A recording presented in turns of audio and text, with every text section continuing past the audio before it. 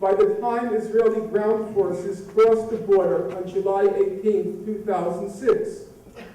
As a result, the key battles in the war were mostly devoid of civilians.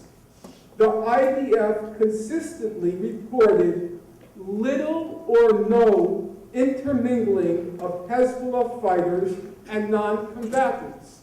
Bear in mind, the Israeli army repeatedly reported little or no intermingling of Hezbollah fighters and non-combatants, nor, again, based on the Israeli army testimony, nor is there any systematic reporting of Hezbollah using civilians in the combat zone as shields. It then goes on to say, we heard no accounts of any significant civilian population on any battlefield or any systematic effort by Hezbollah to exploit civilian intermingling as a shield. The civilians aren't killed because of intermingling between the guerrillas and the civilian population. They're killed because that's the strategy, to terrorize the population into submission and then to turn it against its own leadership, whether it was the Hezbollah in South Lebanon or now Hamas in Gaza. Terrorize them into submission, restore the fear of us in the Arab world, turn them against their own leaders. That was the first main aim. The second main aim of the war was to turn back the latest Palestinian peace offensive. For the past 3 decades, the international community has consistently agreed on the terms for resolving the Israel-Palestine conflict. Nearly everyone in this room knows those terms, or at least the capsule formula. It's called the two-state settlement. And it means a full Israeli withdrawal from the territories it occupied in June 1967 and a just resolution of the refugee question based on the right of return and compensation. How do we know the whole world agrees on this formula? Well, it's easy to know, because every year the United Nations General Assembly a resolution called Peaceful Settlement of the Question of Palestine. And every year the vote is the same.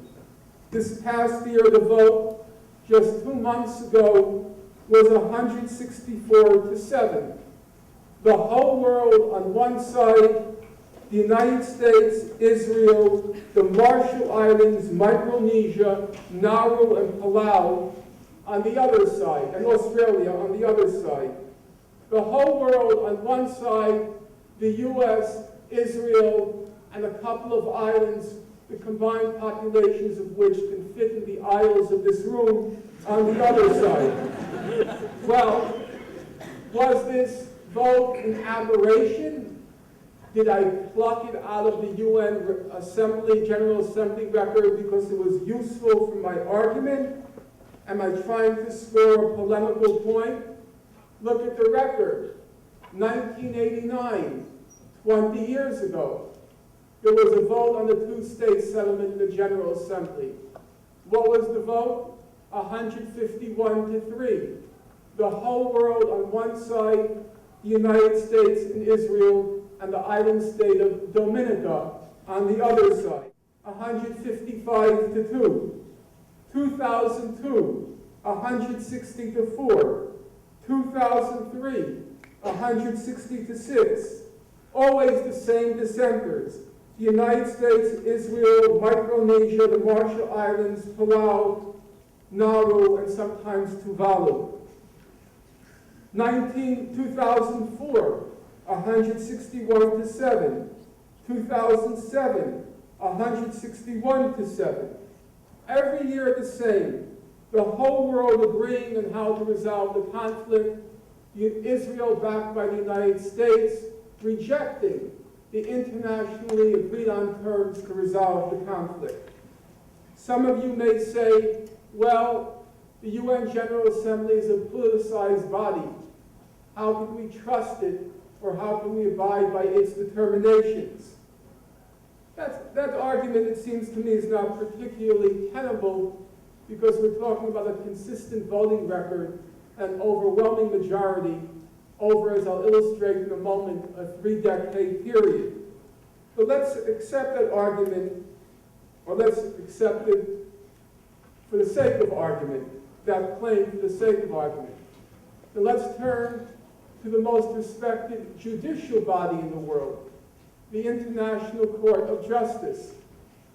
In July 2004, the International Court of Justice rendered a landmark advisory opinion on the wall that Israel has been building in the West Bank.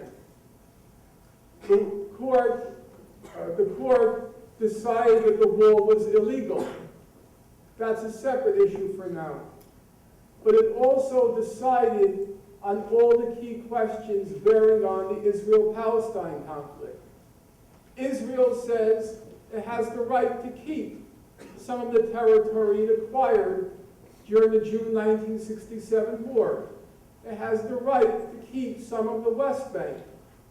Not so, says the highest judicial body in the world. It says that the whole of the West Bank and the whole of Gaza are occupied Palestinian territory. Israel says it has rights to East Jerusalem. East Jerusalem is its eternal and part of its eternal and undivided capital. Not so, says the highest judicial body in the world. East Jerusalem, says the highest judicial body in the world, is occupied Palestinian territory. Israel says it has the right to maintain some of its settlements in the West Bank. Not so, or I should say a majority of its settlements in the West Bank.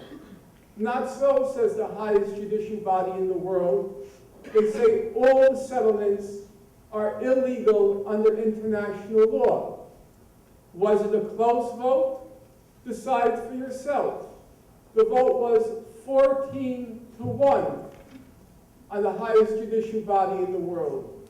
And the only negative vote, the only dissenting vote, the one cast by the United States, even that vote was qualified because Thomas Bergenthal, the American judge of the court, he said, in fact, I agree with a lot of the majority opinion.